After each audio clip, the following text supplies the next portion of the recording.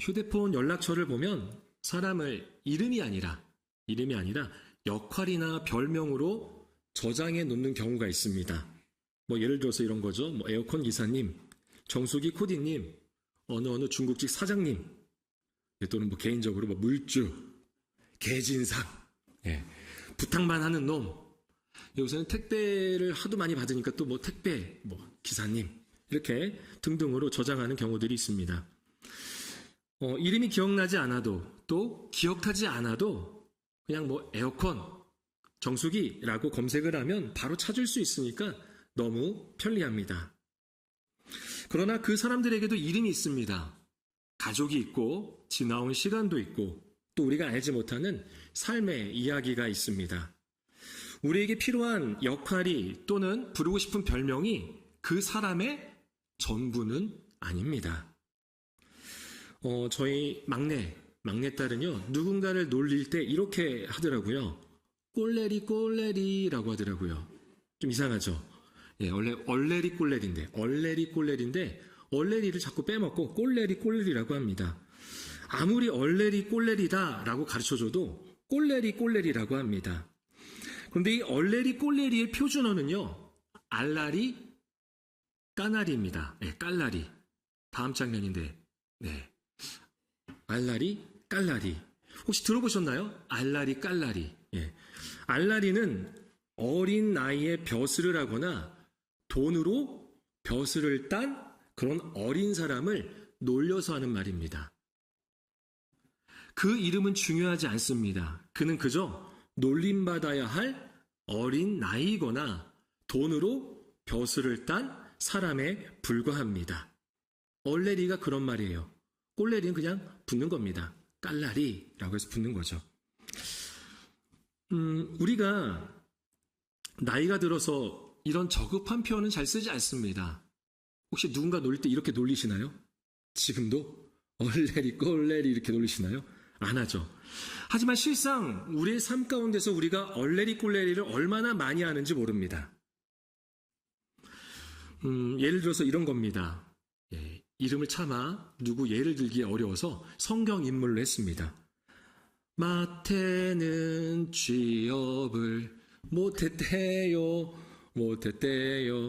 얼레리 꼴레리라고 하는 거죠. 얼레리 꼴레리 마리아는 이혼했대요. 요즘으로 말하면 이런 거겠죠. 우리 일상으로 말하면 글쎄 얘기 들었어? 바울이네 말이야 완전 사업이 쫄딱 망했대. 내가 그럴 줄 알았다니까. 그 사람은 하는 것마다 망하는 사람이야. 망하는 사람. 검사님 나 어제 디모데 만났는데 건강이 완전히 망가졌더라. 아니 그렇게 운동하고 그렇게 몸에 좋다는 건 다 먹더니 꼴이 그게 뭐야. 안 되는 사람은 안 돼. 안 되는 사람이야. 우리는 사람을 보고 기억할 때 그 사람의 행동으로 기억을 할 때가 있습니다. 또는 그 사람의 실패로 기억을 하고 또 평가를 할 때가 있습니다. 그 사람의 문제를 이름처럼 부르기도 합니다. 어린 시절 학교에 가면 그런 얘기 많이 들어봤잖아요. 야 꼴통! 선생님들이 이름을 부르지 않아요. 야 꼴통! 문제야! 이렇게 부르는 거예요. 풀어서 말하자면 이런 거겠죠. 야, 저 사람은 말이 통하지 않는 사람. 늘 문제와 사고를 일으키는 사람. 절대 변하지 않는 사람. 이런 이름표를 붙이는 순간 그 사람의 사정과 그 사람의 아픔은 잘 보이지 않습니다. 사람은 사라지고 문제만 남습니다. 반대로 우리 자신에게도 내 자신에게도 이러한 이름표를 붙일 때가 있습니다. 한번 실패하고 나면 내 자신을 실패자라고 부르는 거예요. 난 안 돼. 난 못해. 분명 나는 또 실패할 거야. 관계가 무너지면 나는 사랑받을 수 없는 사람인가 봐. 난 그런 사람인가 봐. 라고 생각을 합니다. 오래된 습관을 끊지 못하면 나는 결코 달라질 수 없다고 단정하기도 합니다. 오늘 말씀을 시작하며 두 가지 질문을 여러분들께 드리고 싶습니다. 첫 번째 질문입니다. 나는 누군가를 그 사람의 문제로만 기억하고 있지는 않습니까? 두 번째 질문입니다. 혹시 나는 아직도 나 자신을 과거의 이름으로 부르고 있지는 않습니까? 오늘 본문에 등장하는 사람에게는 이름이 없습니다. 본문은 그를 더러운 귀신 들린 자, 더러운 귀신 들린 사람으로 부릅니다. 그의 본래 이름보다 그의 문제가 더 유명해진 것입니다. 그가 누구의 자식이었든지 또는 어떤 삶을 살았든지 그건 중요하지 않습니다. 사람들이 기억하는 것은 그의 난폭한 행동과 그리고 두려운 모습뿐입니다. 그의 집은 마을 안에 있지 않았습니다. 그의 집은 무덤 사이에 있었습니다. 사람들은 그를 한 명의 사람이 아닌 처리해야 할 문제로 보았습니다. 그러나 예수님은 달랐습니다. 예수님은 그 문제 뒤에 가려진 한 사람을 보았습니다. 그 사람이 있는 무덤으로 찾아오셨습니다. 먼저 예수님께서 찾아가신 장소를 함께 보겠습니다. 2절과 3절입니다. 마가복음 5장 2절과 3절을 함께 읽어보겠습니다. 배에서 나오심에 곧 더러운 귀신 들린 사람이 무덤 사이에서 나와 예수를 만나니라. 그 사람은 무덤 사이에 거처하는데 이제는 아무도 그를 예수님이 도착하신 곳은요, 거라사라는 지역입니다. 거라사. 돼지떼가 등장하는 걸로 보아서 이방인들이 주로 사는 지역으로 추정이 됩니다. 왜냐하면 유대인들은 종교적으로나 문화적으로 이 돼지를 혐오스러운 동물, 혐오스러운 짐승으로 보았거든요. 그런데 돼지떼가 등장하는 지역이다 보니까 이 거라사 지역은 아마도 이방인들이 살던 지역 같습니다. 그곳에서 예수님은 더러운 귀신에게 사로잡힌 사람을 만나셨습니다. 그의 거처는 집이 아니라 무덤 사이였습니다. 살아있는 사람이 죽은 사람들의 공간에서 살고 있습니다. 숨은 쉬고 있지만 사는 게 아닌 거예요. 숨은 쉬고 있는데 사는 게 아닙니다. 함께하는 가족이 없습니다. 마을에서도 밀려났습니다. 사람들은 그를 쇠사슬로 묶었습니다. 마을 사람들에게는 나름대로의 이유가 있겠죠. 다른 사람들을 보호해야 했고 또 이 사람이 자기 몸을 해치니까 그것을 막기 위해서 이 사람을 위해서도 쇠사슬로 묶었던 것 같습니다. 그러나 그들이 할 수 있었던 일은 딱 거기까지였습니다. 묶을 수는 있었지만 고칠 수는 없었습니다. 격리할 수는 있었지만 회복시킬 수는 없었습니다. 사람을 통제하는 것과 회복시키는 것은 전혀 다릅니다. 규칙은 잘못된 행동을 제지할 수는 있습니다. 그러나 상처까지 치료하지는 못합니다. 이어서 5절입니다. 5절 말씀 함께 읽어보겠습니다. 밤낮 무덤 사이에서나 산에서나 늘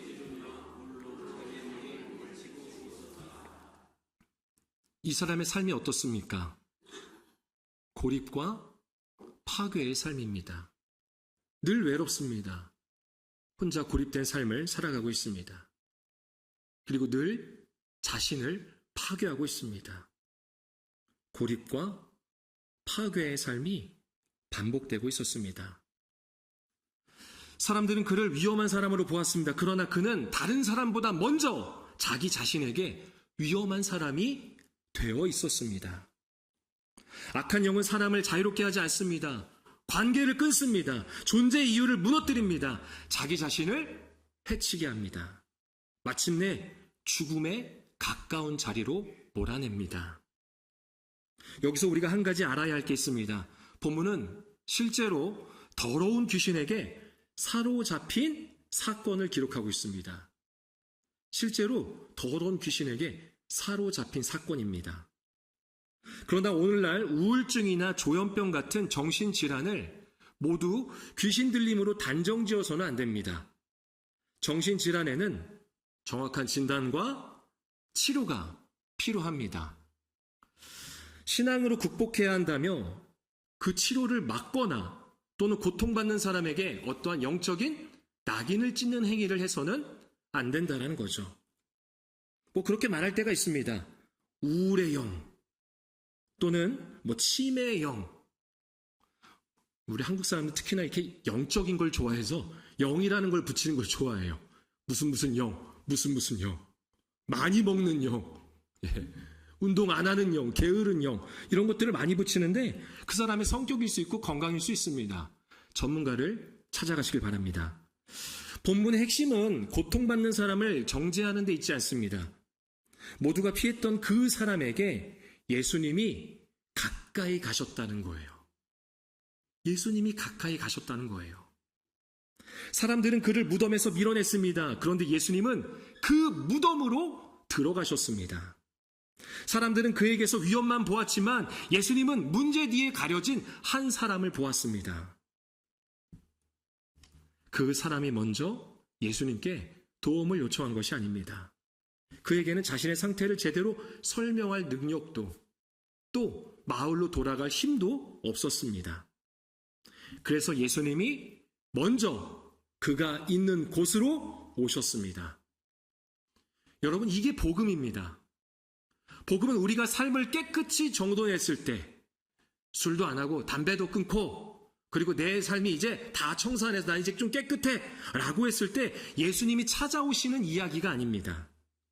예수님께서 우리의 어둡고 부끄러운 자리로 먼저 들어오신 사건입니다. 가끔 집에 손님이 온다는 연락을 받으면 사람은 정리 능력이 상상을 초월할 정도로 발휘됩니다. 거실에 있던 물건을 빠르게 치웁니다.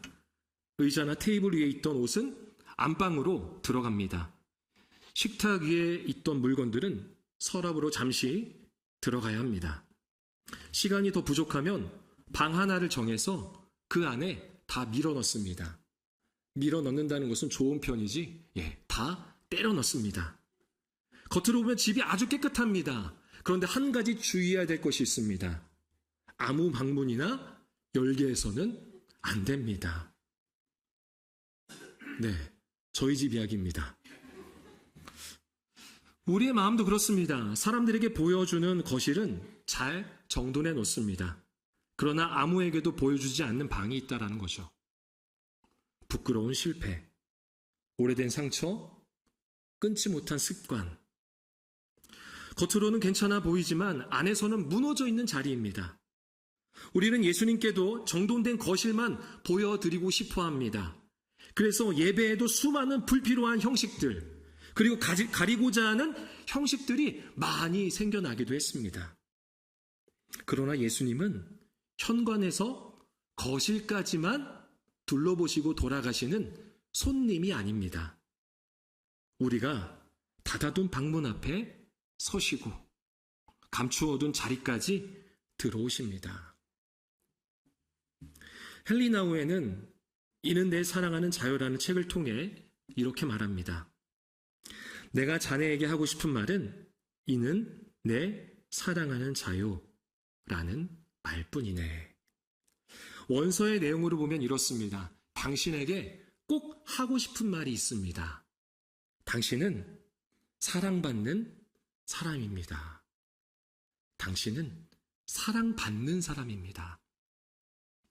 당신은 사랑받게 될 사람입니다가 아니라 받았던 사람이 아니라 당신은 사랑받는 사람입니다. 사람의 가장 깊은 정체성은 성공과 실패, 그리고 소유와 다른 사람의 평가로 결정되지 않는다는 겁니다. 그 모든 이름표보다 먼저 우리를 향해 들어오시는 하나님의 말씀이 있습니다. 이는 내 사랑하는 자유. 내 사랑하는 사람이다. 내 사랑을 받고 있는 사람이다. 라는 거죠. 거라사 지역 사람들은 이 사람을 문제로 규정했습니다. 그러나 예수님은 그를 찾아야 할 한 사람으로 여기셨습니다. 실패를 경험한 사람과 실패자는 다릅니다. 중독으로 고통받는 사람과 중독자는 다릅니다. 관계를 어렵게 만드는 사람과 그리고 사랑받을 이유가 없는 사람도 다릅니다. 문제가 심각하지 않다는 뜻이 아닙니다. 잘못된 행동에는 분명한 경계와 책임이 필요합니다. 그러나 행동의 경계를 세우는 것과 그 사람 자체를 포기해버리는 것은 완전히 다른 것입니다. 여러분, 우리의 삶에 아무도 들어오지 못하도록 닫아놓은 무덤이 있지는 않습니까? 부끄러움 때문에 감춰둔 자리, 상처 때문에 관계를 끊어둔 자리, 오랜 습관에 갇혀 포기한 자리가 있지는 않습니까? 예수님은 잘 정리된 자리만 방문하시지 않습니다. 사람들이 피하는 자리로 들어오십니다. 우리가 정말 보여주고 싶지 않은 그 자리까지 찾아오십니다. 그렇게 예수님은 무덤으로 찾아오십니다. 우리의 무덤으로 찾아오십니다. 이어서 8절과 9절입니다. 8절과 9절 두 절을 함께 읽어보겠습니다. 이는 예수께서 이미 그에게 이르시기를 더러운 귀신아 그 사람에게서 나오라. 이에 물으시되 내 이름이 무엇이냐? 이르되 내 이름은 군대니 우리가 많음이니이다 하고. 예수님께서 그에게 물으셨습니다. 그렇다면 내 이름이 뭐냐? 너의 이름이 뭐냐? 그런데 그는 자기의 이름으로 대답하지 못합니다. 내 이름은 군대니 우리가 많음이니이다. 여기서 군대라는 말의 원어는요, 레기온입니다. 레기온은 로마 군대에서 가장 큰 군대 단위를 말합니다. 병사 4,000명에서 6,000명으로 이루어진 군단급을 말하는 겁니다. 예수님은 한 사람의 이름을 물으셨습니다. 그러나 한 사람에게 목소리가 나와야 할 자리에서 수많은 악한 목소리가 자리 잡고 있었습니다.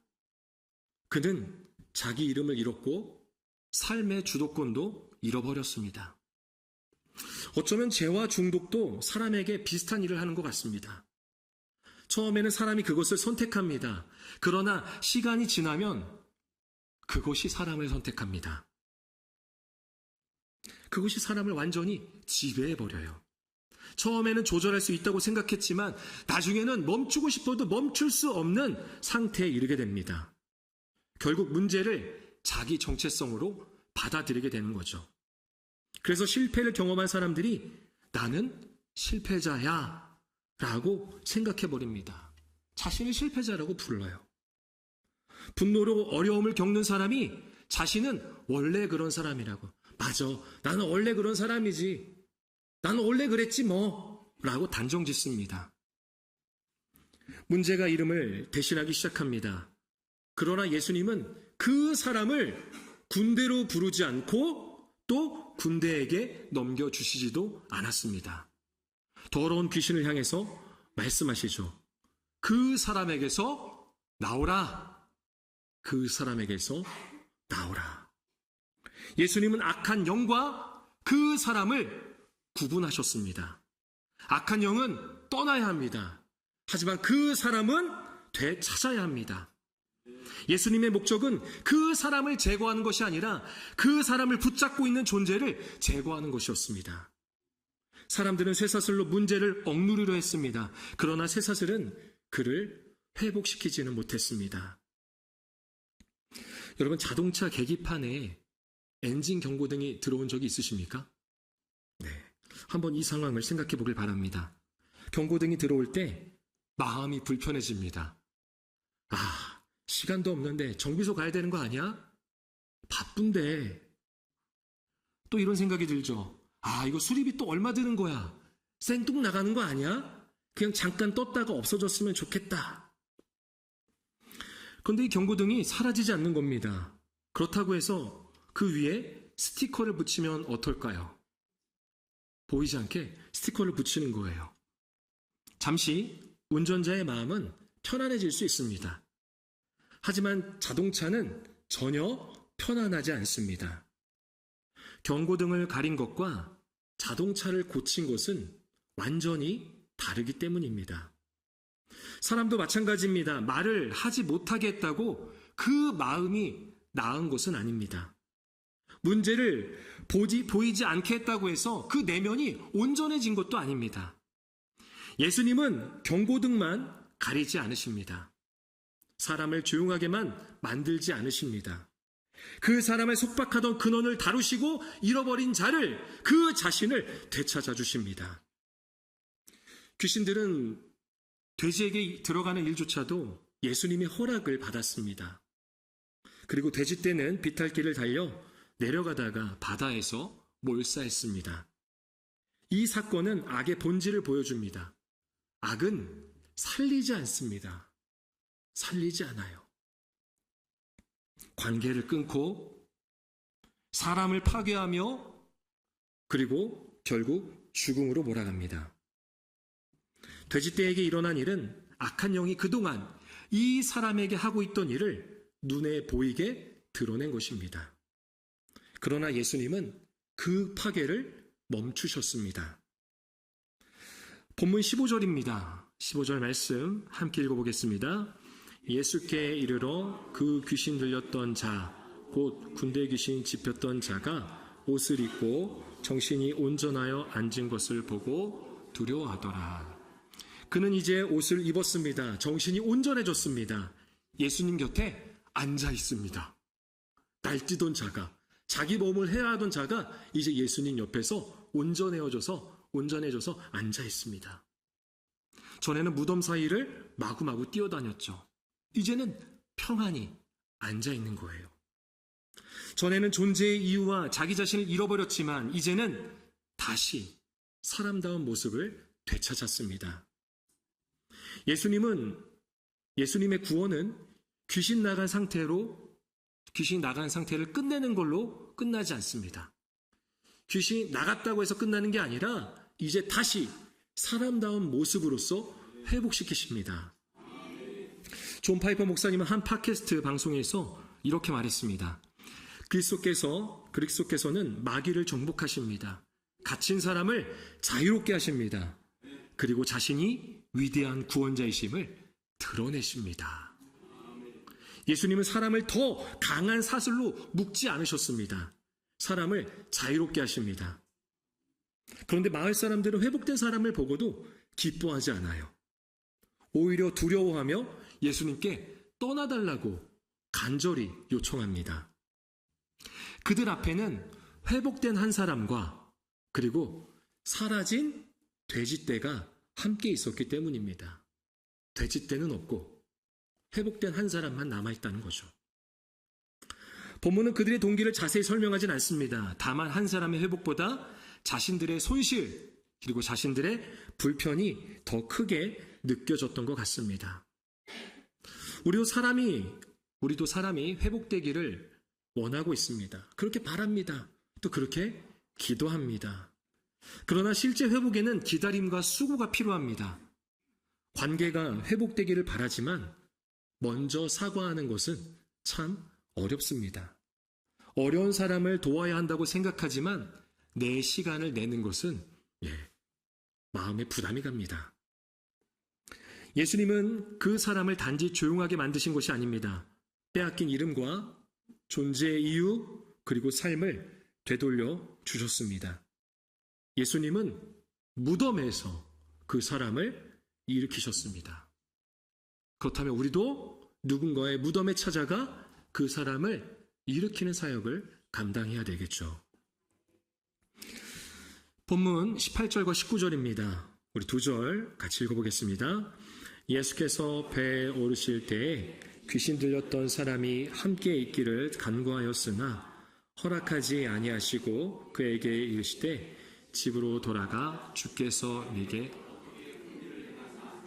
너를 불쌍히 여기신 것을 내 가족에게 알리라 하시니. 회복된 사람은요, 예수님과 함께 하기를 원했습니다. 그리고 함께 가기를 원했습니다. 물론 우리도 이해가 되잖아요. 처음 은혜를 받았을 때 어때요? 늘 교회에 있고 싶잖아요. 떠나고 싶지 않잖아요. 교회 사람들하고만 머물고 싶잖아요. 그런 마음이었겠죠. 예수님과 함께 가기를 원했습니다. 자신을 사람으로 대해주고 또 생명을 되찾아주신 분위기에 그분 곁에 머물고 싶었습니다. 그러나 예수님은 그를 배에 태우지 않으셨습니다. 이렇게 말씀하셨죠. 집으로 돌아가. 집으로 돌아가라. 아니야, 너 집으로 돌아가야 돼. 라는 거예요. 예수님은 그를 버려두신 게 아니라 보내신 것입니다. 어디로요? 집으로 보내신 것입니다. 여러분, 집은 단순한 거주지가 아닙니다. 다시 관계가 시작해야 할 자리이며 또 회복된 삶을 보여줘야 할 자리입니다. 어쩌면 먼 곳으로 떠나는 것보다 집으로 돌아가는 일이 더 어려웠을 것입니다. 낯선 사람은 우리의 과거를 잘 모릅니다. 그러나 가족은 우리의 모든 것을 다 알고 있잖아요. 교회에서는 2시간 정도 자라면 상당히 좋은 사람으로 그렇게 보일 수 있습니다. 옷도 단정하게 입고 표정도 부드럽게 하고 인사도 친절하게 하면 됩니다. 하지만 가족은 일주일 내내 나를 봅니다. 나를 봐요. 주일의 모습뿐만이 아니라 월요일의 아침의 그 모습도 보고 있고 또 알고 있습니다. 찬양할 때의 목소리뿐 아니라 운전할 때의 목소리도 알고 있습니다. 교회에서는 양보를 잘하면서 집에서는 TV 리모컨이나 선풍기를 양보하지 않는다는 것도 가족은 알고 있습니다. 가족은 날보다 삶을 보기 때문입니다. 그래서 예수님은 이 사람의 첫 번째 자리를 집으로 정하셨습니다. 예수님께서 행하신 큰 일과 자신을 불쌍히 여기신 그 일을 가서 알리라는 거예요. 여러분, 그런 의미에서 간증의 중심은 내가 아닙니다. 간증의 중심은 내가 아니에요. 내가 얼마나 강한 사람인지를 자랑하는 게 아니고 또 얼마나 훌륭하게, 부유하게, 건강하게 변했는지를 과시하는 것도 아닙니다. 간증은 주님이 하신 일을 말하는 것입니다. 본문 20절이 그렇죠. 우리 20절 말씀 우리 마지막으로 함께 읽어보겠습니다. 그가 가서 예수께서 자기에게 어떻게 큰 일 행하셨는지를 데가볼리에 전파하니